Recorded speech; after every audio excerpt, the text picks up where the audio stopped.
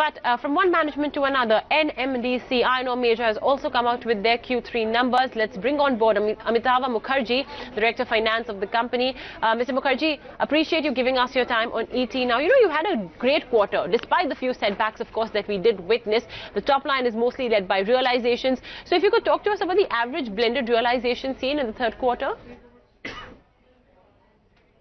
Yeah, good morning. And of course, the entire good results are actually based on the higher realization that we have had in this quarter. So the average realization is around 3,112 over the 9-month period, as compared to around 2,360 that we had over the 9-month period last year. And Q3 to Q3, if I see the realization, it's gone up by around 39% on an average NMDC as a whole. We are realizing around 3,398 as against 2,445 that we did on Q3 last year. So there has been an overall realization increase by around 30 to 35%. So around 39%, so as to say. So that's been the good news. And despite a production cut of around 10% over the 9-month period, and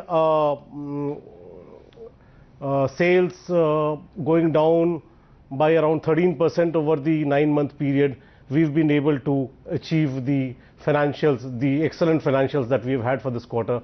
That's basically driven by the price increase by around 39%. Overall, both if we take an average of the company and the product wise, that's it. Okay, you've taken a few price cuts in the month of December. So, but despite that, the top line growth has really played out very well. So I suppose the timing of sales also had a lot to do with the rise in average realizations. Yes, the sales in the third quarter per se have been very encouraging as the productions also. You see, normally the third quarter is always better than the second quarter. And this time, as compared to second quarter, we have done a massive increase in both production and sale. So what happens is that this November, I think the production of the company and the consequent sale was on the 60-year best. So and coupled with fairly good prices at that time.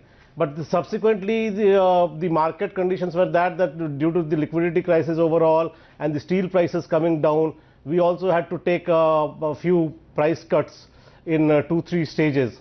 But that was actually driven by the, you see, our prices are basically move in tandem with the steel prices.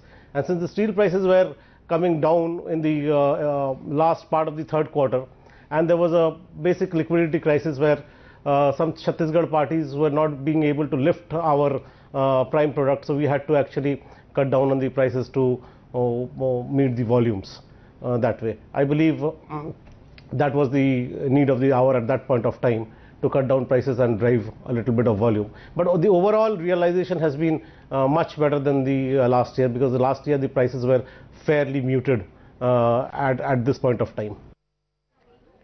All right. Iron ore prices, of course, in India are guided more by domestic factors, undoubtedly. But, we did see that the disaster in Brazil, that is something that caused global iron ore prices to surge significantly. So to what extent does that play a role on guiding domestic iron ore prices?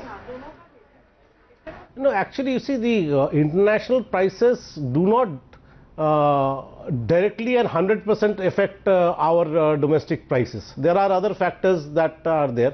Of course, the international prices would affect the steel plants that are based on the coastal region.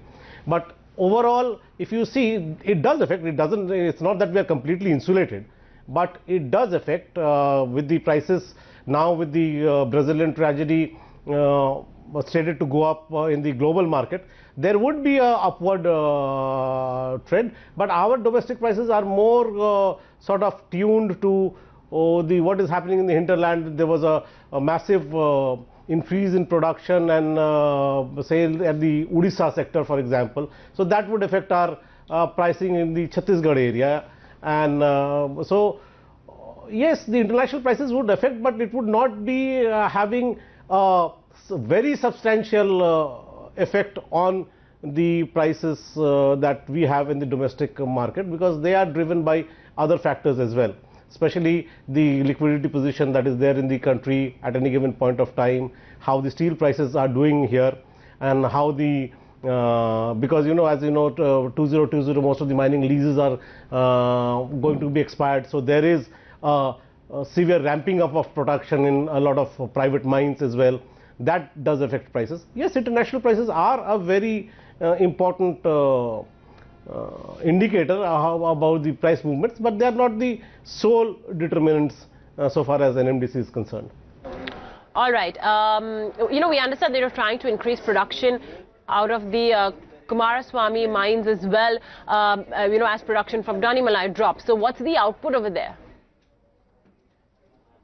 Yeah, I'll tell you this. What happens is that Kumaraswamy, we have a cap imposed by Supreme Court, which is 7 million ton a year. So even if we can produce, even if it is physically possible to produce more than 7, since there is a cap, we can never be more than that, and that the maximum limit, of course, we will achieve. There's absolutely no doubts about that.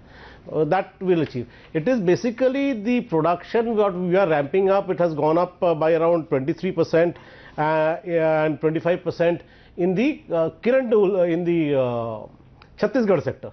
That is the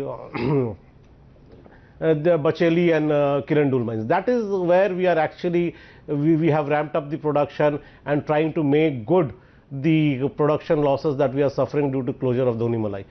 The scope in increase in Kumaraswamy is rather limited because of the Supreme Court embargo that we have, that we cannot produce more than 7, and that 7 we will achieve. The ceiling will easily achieve. There's absolutely no doubts about that. In fact, we'll achieve it somewhere around March itself if things are going right. Okay, so that 7 million ton cap in Kumaraswamy does exist. Thanks so much, Mr. Mukherjee. It was a pleasure talking to you, and of course getting an explanation from you on how international prices may not necessarily have a bearing on iron ore prices in India. Certainly a lost chance perhaps, because international iron ore prices are inching towards $90 per ton. Well, we'll take a